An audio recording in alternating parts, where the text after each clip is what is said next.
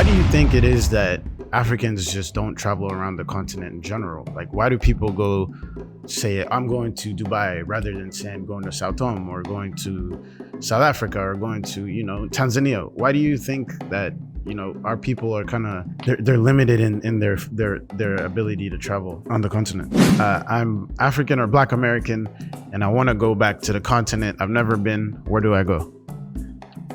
If you're African American, definitely, like I would say,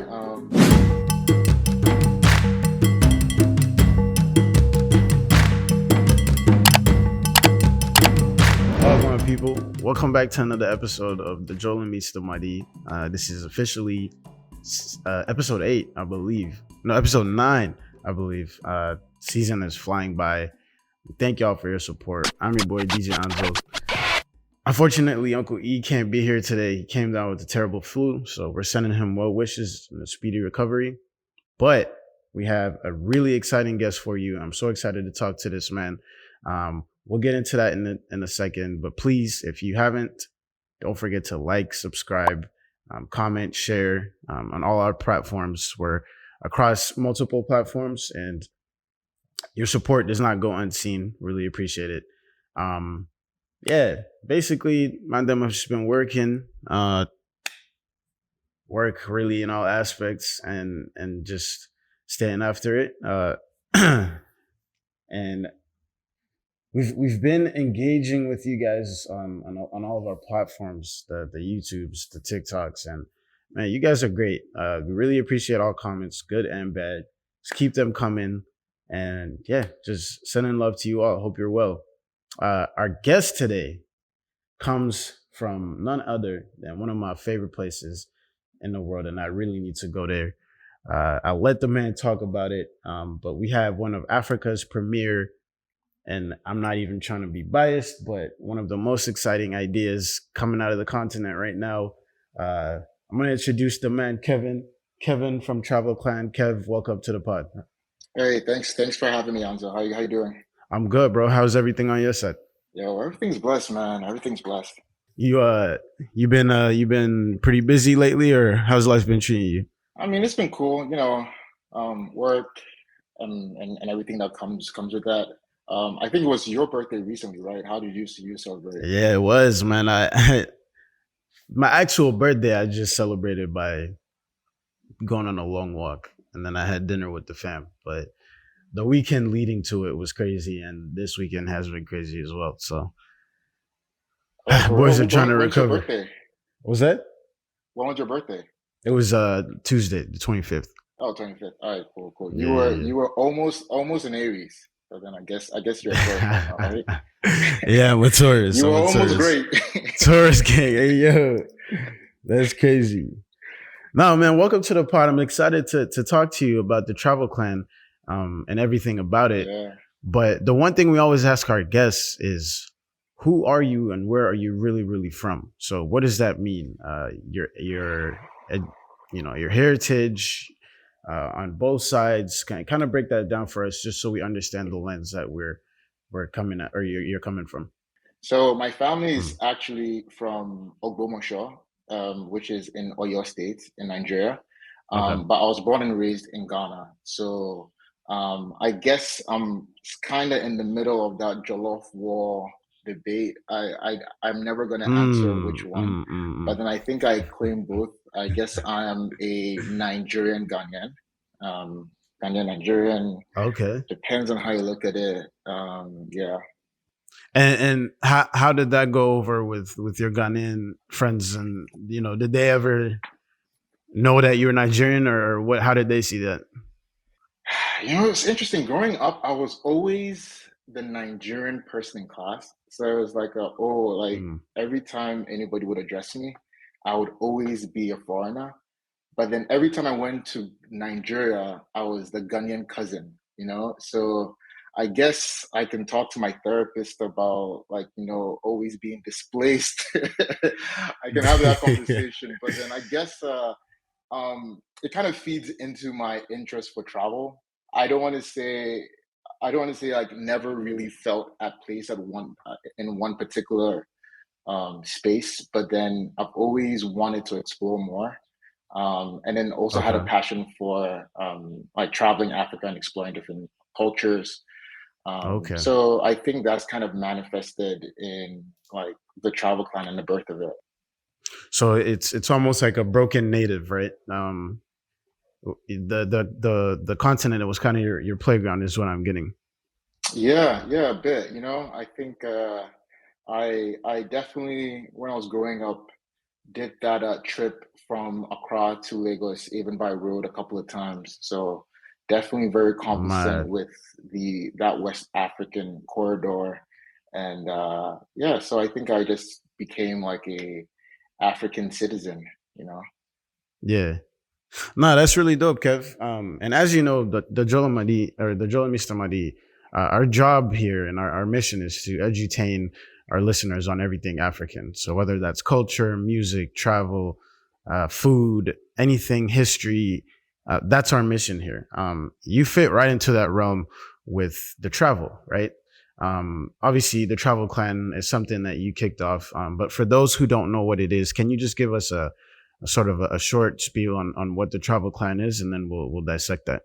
Yeah, yeah, definitely. So, the travel plan is something myself and my co-founder Caleb, shout out to Caleb, we thought up in 2018. Back then, I Yeah, was working back home in Ghana, working in banking, and just and had an interest in exploring, like just going on holiday. I just really stressed working in banking, long hours, and I was like, hey, want to go on holiday somewhere. Don't want to break the bank in terms of like traveling far, but I still wanted that tropical feel, right? So my friend Caleb, who was my colleague at the time, was like, "Hey, same thing." And then just like looking on the map, and then we looked at Sao Tome, right? And Sao Tome okay, is just off the coast of West Africa. yeah, But then it's funny, a lot of people had never even heard of it. My friend and I went on a trip, decided to like create content, but we actually started off just like going back a little bit. Started off by putting on a bush, like creating a brochure, putting it out to a couple of friends, and finding out if people were interested because we realized that traveling in a group would be cheaper, like getting an Airbnb versus like getting like a hotel or something like that. So we could share those costs. And then yeah, once we did that, we realized and documented, put it on social media. Realized there was definitely a lot of interest from like my friends in our circles, like, hey, where is this? Oh, I didn't even know that was a place. Like, let's go on your next trip. yeah, So we realized that there was definitely an appetite or a gap for people exploring different African countries. So there was right, definitely like that knowledge gap, and then also just like needing the like an experienced curator okay, to design that trip. And going back to the question, like, what is Travel Clan? So Travel Clan is, I would define it as like a travel community that curates trips around the continent. So we just like really emphasize a lot on like storytelling, making sure that we are creating the best kind of experience and authentic experiences for people who join us on any of our trips. no, that's super dope, bro. Kind of going back to that, you mentioned when you documented your travel with your friend, it sparked interest, right? Why do you think it is that Africans just don't travel around the continent in general? Like, why do people go say I'm going to Dubai rather than saying going to Sao Tome or going to South Africa or going to Tanzania? Why do you think that our people are kind of they're limited in their ability to travel on the continent? Yeah, it's a loaded question. I think there are a lot of Mm, factors. It's difficult to like pin it on one thing. mm, I think off the top, you could literally just like start off by talking about the cost, right? It's significantly more expensive to travel within Africa than like within any other continent, right? So think about it. A flight from Lagos to Cameroon, example, right, could be about $700. Like yeah. think about a flight from Accra to London. Hmm. It's close to the same amount, right? When Exactly. I'm thinking about, I mean, people would naturally think that like where can I get the most value for my buck, Right. right? So if I'm going to drop like 1,000 on a flight, would I want to go somewhere within Africa or going outside? So I think that's the way people think, but Mm. then I think that's also conflated by how nationalistic we are. Like Yeah. post like colonialism, it's always like people just like really think within their country and then not really exploring outside of it. So it's like somebody could just be like, hey, like why should I travel to Togo? Why should I travel to Benin? Why should I travel to like all those other places? Aren't they just like where I am? Right. But then I think with during my experiences, I've realized how different we are. Right. Even within Africa, like we have very different lived experiences, very different like perspectives, you know. So there's so many nuances even within our cultures, even though we do have a lot of similarities. Mm. There's definitely a lot we can learn, even from these kind of experiences. Yeah, no, it's definitely a mad thing. Like the amount of diversity, not only within like say eco diversity, just diversity within the culture. It's always really interesting to see it from that lens of how rich Africa is as a continent. So that brings me into Yeah. my next question for you. Uh, the Travel Clan is now a self-sustaining company and an experience, right? Where are some places that you've taken some people traveling, and also how does one go about getting started with the Travel Clan? Oh yeah, definitely. I mean, we're on all the social media, so I would say that I think a huge part of I think our growth has been engaging potential customers or just like our community by creating like videos, pictures, documenting our experiences on social media. It's I think that's like the first place just to kind of continue to build your curiosity, especially for somebody who has never traveled to Africa or just like looking Mm, to um, take that big trip to the motherland, right? mm, I think a really good time. I think I mean people definitely like going to Dirty December, so mhm. I think that's like a really great time for people to get that first step of like, yeah, I'm going.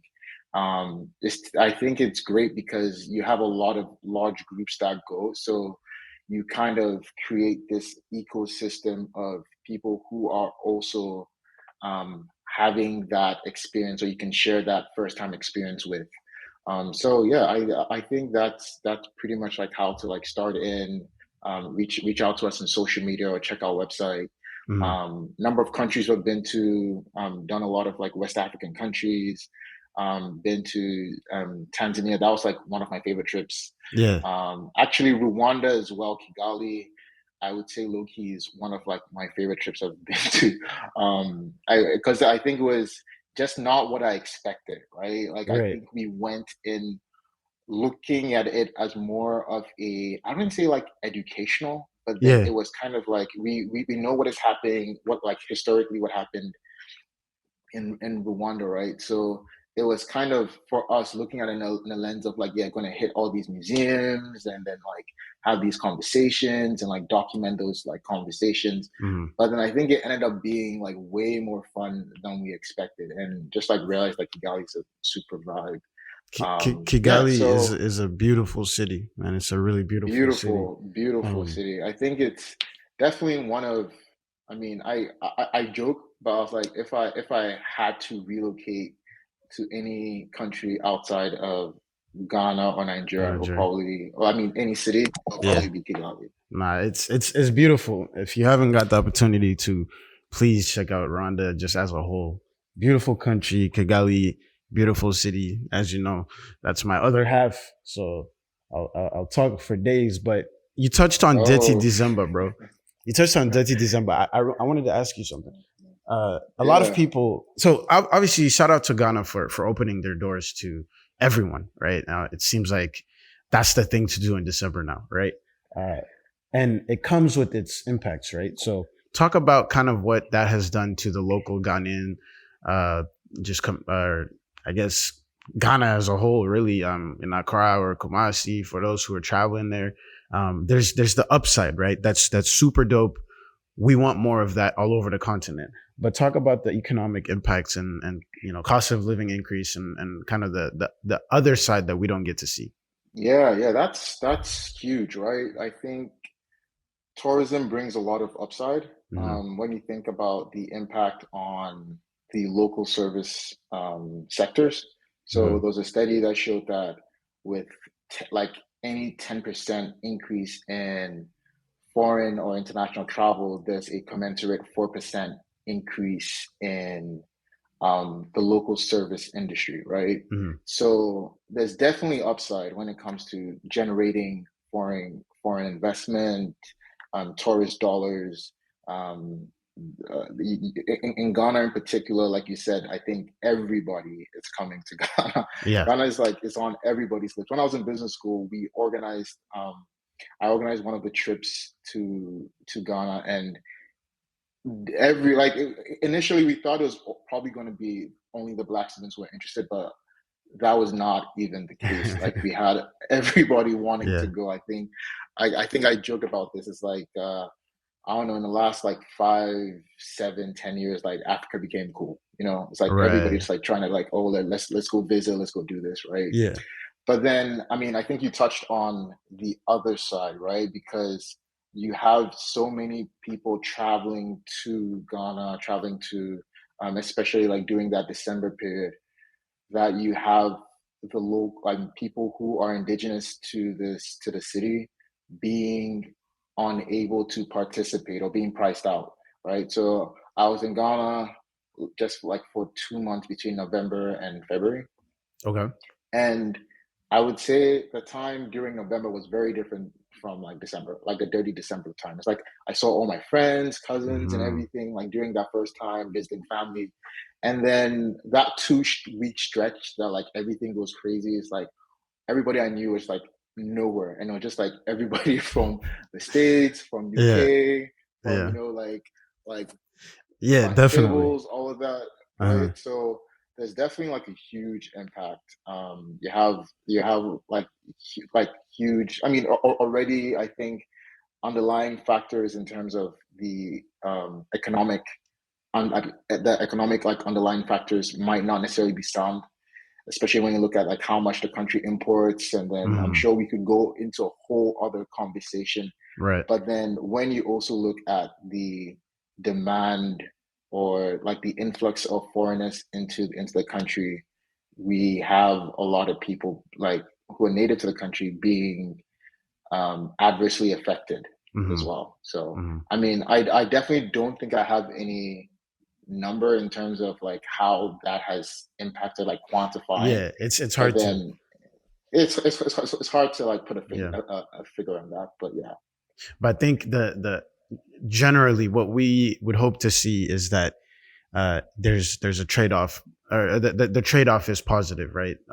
So the hmm influx of tourism brings about like more infrastructure that's also being able to be sustained by the locals. It's yeah, kind of the idea of like who owns who really owns the hospitality industry, right? Talking about say Uganda, like a lot of the places are not owned by Ugandans.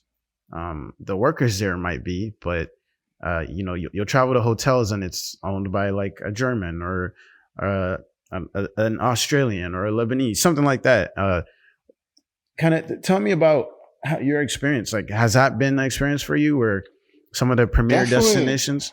definitely. I think when I think back to one of the trips we did to Zanzibar, right? Okay. So that whole Nungwi stretch around the beaches, like there are resorts, I would say every other kilometer. Like it's crazy how much aid they have um, made it conducive for or just like identified that that is a tourist attraction. So like they're Hmm. definitely maximizing that. Hmm. But then when you think about it, who is really benefiting? Is it benefiting the people who live there, or is it benefiting foreign investors who have come? So Like Right. all the resorts I stayed in Tanzania Yeah. were all foreign owned. Yeah. All owned by, I believe, I think they were all Germans. I don't know if there's like any to like show exactly who owns everything, Yeah. but then yeah, like they were all owned by Germans, and I think that's disheartening for me because I if people are visiting a country, I think it's important for the people to who are actually telling the story or guiding the experience to be of the country. Like who is going to Right. tell your story better than you can, right? Yeah. And Yeah. Yeah. I think storytelling isn't like just movies or like music or podcasts or like radio shows. It's in how we live, right? So if you're curating an experience or somebody's living in a hotel which is like has this Afrocentric theme, and then it's just I think it's just like saddening that a lot of these um I would say like what we call like the tourist vendors are not from or not of the communities or countries or community Mhm. they're represented. Yeah. So But then I do think there's definitely opportunity for a lot of us to go back and like I think like give back. A personal friend and mentor, he actually set up a hotel. This is back, so I'm talking about back home in Ghana, okay. called Bridgeview. It's one of the biggest like brightest hotels that's been set up and like tourist attractions, like right over the Adomi Bridge. So it has an amazing view. You should definitely check that out. They actually, I think they're having um, the NFL draft. They're doing one of the picks live from there. I think it's the Ravens. Oh I hope man, I'm right. But that's then dope. yeah, like that is dope. That is dope. And like it's definitely putting I think all exposure is great exposure, right? It's definitely Yeah. putting like Ghana and then us on and like Africa as a whole on the spotlight. People like talking more. People not like back in the day when you told somebody you're from Ghana, they'd be like, "Who? Where are you from? Guyana?" There was always that confusion. But then like right now, if I say I'm from Ghana, people are like, "Oh Yeah. yeah, I know Ghana." Hmm. So I think that's great. I think that's a shining example, and there's definitely opportunity Yeah. for more No, people or like for us to like continue like blazing that trail. 100%. I think there's a lot of opportunity not only for us but for also our people back home, right? I think it's just a matter of just exposure. Once people become exposed to just business trends and business savvy, I think that it's a huge opportunity for us back home. Um, Brings me to my next point. Highlighting and speaking love to one of my favorite things to do is stay away from the city. I love going back home and partying in the city and enjoying the city lights and the nightlife and all that. But the time I feel most like just at peace and connected is when I'm away, like in the countryside, enjoying. I don't know whether I'm at on a safari or I'm just somewhere like in the village and living like a proper traditional lifestyle. That's one of my favorite things to do. Have you got to experience that? And what are your thoughts on it? Yeah, yeah. So I would say one of my favorite experiences leading the travel clan has been so I would say it's two that I think. Mm-hmm. One of them was us literally just camping on a beach.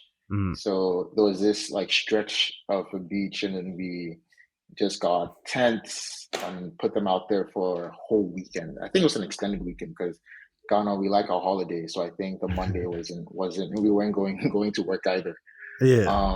But then that was amazing, just being able to unplug, you know. Yep. And then I think another one was we went to this eco resort called Meet Me There, Okay. um, and that also had a very rustic feel, And I think it's kind of great sometimes when you are able to unplug because I think if I remember correctly, the service was pretty bad over there, so we were able to like I mean, it was frustrating at some point. I mean, in some periods, but then we were able to like put our phones away, like Oh, enjoy yep. the And really scenery, disconnect, like right? talk, yeah, really disconnect, like Yeah. talk to the I don't want to say natives, but like those who stay there, like understand what their way of life is because it's sometimes, I mean, we're all like tied in these like concrete jungles, like in this like rat race of life. But like sometimes you just like need to unplug and like gain perspective, Yeah. like what exactly are you doing all of this for? Yeah. And I think it's definitely important for us to do that. I think when you think about the whole Detty December moniker that like has created, I mean, it's great, Yeah. but then I think I I get what you're I saying. For sort of intellects, it's like you want to move away from that, right? Or not away. You want to still yeah, experience that, but you want to like compound that experience with something that's like fulfilling. with something more. Yeah. Exactly. Yeah. I think there's definitely more to connect people with than just like party, Right. and Right. I mean, it's great to be able to continue to rewrite um our story or our reality in terms of, I mean, when I was a kid, I remember my cousin coming from the States and then being like, "Hey, where's your tree?" And I was like, "What do you mean?" And it's like, "Oh, didn't you live in tree?" I'm like, so Yeah. I mean, I don't think kids of today are ever going to like continue to think that. I think we've definitely through our music, Yeah. films, like all of that, been able to export a better depiction of what the reality of like Africa is, in Definitely. all different forms.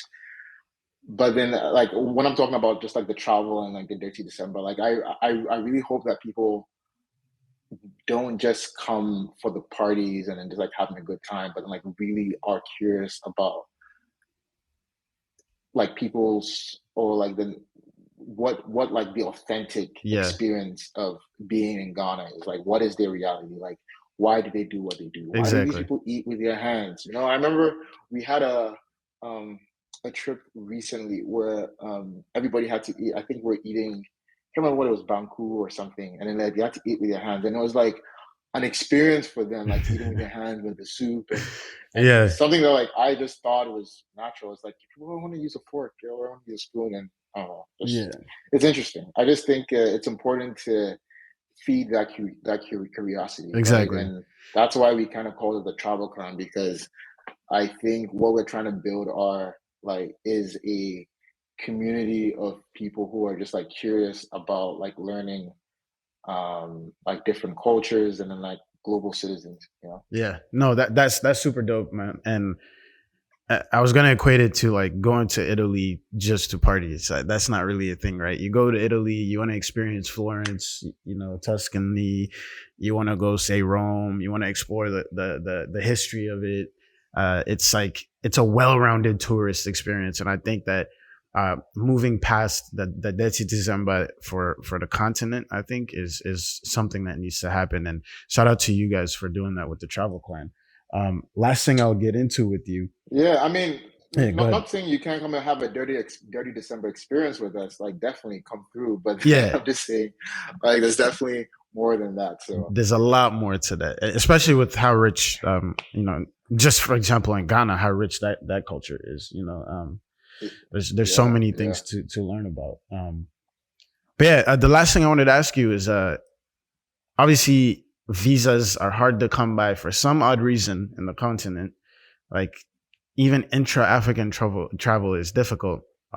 What are your thoughts on just on that whole thing? Is we've broken down the cost, right? Let's talk about the free travel within the continent. You've had to apply for visas and whatnot. What is your take on that? Do you think like we should really just be open borders, or I know obviously yeah. I mean, politically there's a little complication there, but yeah, what are your thoughts on that? yeah, 100%. I think there should definitely be a lot more openness in terms of freedom of movement. I Mm-hmm. mean, people are only going to do business with places like with other countries that they can directly get to. Okay. I mean, when you think about um, like the U.S., they had, I think, they're open. I really think the U.S. is a great example. I think, for instance, in Europe, I think, what's the word? Airline deregulation, I believe, was in 1993. Mm-hmm. So that's why you have way cheaper fares. I mean, that's like one of the contributing factors, right? Mm. Where you have way cheaper fares from people. I mean, traveling from like London to Paris, all of that, right? Look at, for instance, look at, for instance, the tariff breakdown on the price ticket. Okay. I think in Europe or is it the US? Just want to like disclaimer here. I just need to be sure. Mm. But then I think it's like 7.5%, Okay. right? That's the tariff. Yep. The cost of flying within Africa. So like for instance, a flight from Accra to Lagos is about $400-$500. Yeah. And over 50 to, I would say, three-fourths of that price is tariffs or taxes. Okay. Yep. So In essence, right, the cost of the flight isn't necessarily more expensive. It's the politics behind it, or like the government regulations. And if you want to tackle like intra-African travel, like I don't think like tech or like a startup or a VC can come and like create any product without that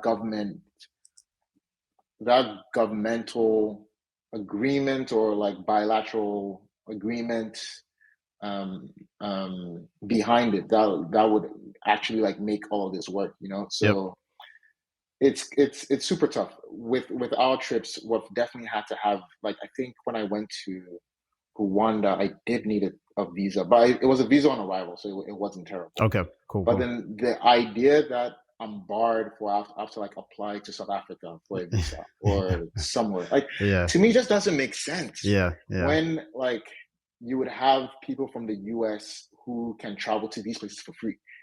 Right. First of all, I mean, to me that doesn't make any sense. Like, if I'm in Africa, if you're an African country and you are requiring visas to enter your country from other African countries, I don't think you should not require visas from people even coming from even outside. Mhm. It just doesn't make any sense, Yeah. right? And yeah, it's crazy. Yeah. It's wild. It really is, man. And I think that issue needs to be like looked at a little deeper. Um, I don't have the most faith in the African Union, but it's it can be looked at definitely at a governing bodies level.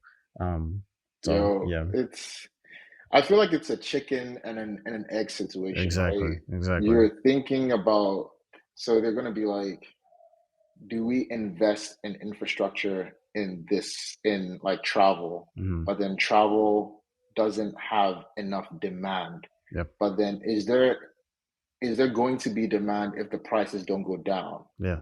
And the prices won't go down if there isn't any investment, Yep. right? Yep. So it's like, what comes before? Are you waiting for demand to like peak?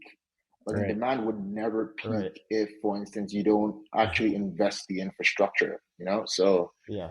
it's If it's there's if uh there's it's nothing to I if don't there's know, where do we nothing start? exactly. No, it's definitely a chicken egg situation. It's a good way to put it. Um, Kev, I don't want to take too much more of your time, but I'm gonna ask you this: 3 places that you must go in Africa. What are they? Three places.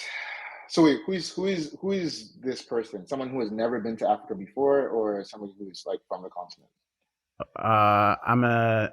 I live in a landlocked. I live in Uganda, and I haven't left Uganda. You live in Uganda, you haven't left Uganda. Okay. Yeah. Dang. I mean, if you haven't left Uganda, probably, and it's landlocked, you probably haven't been to the beaches. So definitely go to Tanzania. I think it's great. Okay. Um, if you you definitely want to go party in Ghana or Nigeria, I'm gonna put them on the same, so I'm not picking one over the other. Okay. So just like one of like the same, Ghana and Nigeria. Okay. That's one for me. And last, I this is like my personal preference because I haven't been before. Mm. So probably go to a North African country. Okay. Ideally Morocco Okay. or Egypt. Yeah. And then like experience that. Cool. So I think like I spread it across the map a little bit, you know. So like you can go Yeah. to East Africa, like enjoy like the white beaches, go for the music and vibes in Ghana, Nigeria, and then go to Northern Africa. You can go see the pyramids. You can go the YSL Museum, whatever floats your boat. Yeah. Perfect. And then last one. I'm African or Black American, and I want to go back to the continent I've never been. Where do I go? If you're African American, definitely, like I would say, I'm still gonna tie Ghana and Nigeria because I don't want anybody to say I said Ghana, I didn't say Nigeria, or I said Nigeria, I didn't say Ghana. So I think West Africa has like coined itself as the gate to Africa, especially Okay. with what they're doing in terms of like think about like pop culture, think about like Afro beats. I think a lot of people are having, I wouldn't say like their first interaction, but then it's really like sparking a lot of curiosity in the Yep. continent, like people like playing Burner Boy or Wizkid or that, right? So definitely go to one of those countries and then have that experience. I think Okay. also the language barrier might be like something that would be eased. Go to South Africa. I think Okay. there's definitely a lot in common between African American like history and like struggles in South Africa with apartheid. Okay. And that's something I learned on a trip with a couple of South Africans that the TravelClan organized. Just in that conversation, I realized that yeah, I just realized that there were a lot of parallels in terms of like the way they viewed like their struggle. Think about like civil rights and think about like the independent struggle in South Africa, especially because South Africa did it. They had their independence so late as compared to like other African countries. So I didn't necessarily grow up with that struggle, but then a lot of my peers in South Africa grew up like just coming out of apartheid. You know, so Yep. they have that fresh um, experience with it. Okay. And I mean, I would tie it between doing a safari in, I don't know, like Rwanda, Tanzania, probably like going to climb Kilimanjaro. Would personally would love to do that. Got it. So yeah, Perfect. Nah, thank you for sharing that, man. Kev, I want to thank you for joining, well, me, but us today. I've really enjoyed our conversation. I've learned a lot, just not only about the travel clan, but past that, just, travel back home. For those who don't know where to find the travel clan, what are your socials? How do we find you? And yeah, how do we connect? yeah. So TravelClan is at the TravelClan _. Hmm. That's on all our socials, Instagram, Twitter, and TikTok. And then like reach out to us on our and check out our website at www.travelclan.com. Okay. So yeah, so reach out to us if you're curious about traveling Africa. Yeah. Nah, perfect. Kev, thank you so much for joining us. Uh, Sending love always, and I hope you're staying well out there. And we're looking forward to when we make our travel clan experience. Of course, Yeah. anytime. All right, bro. You take care.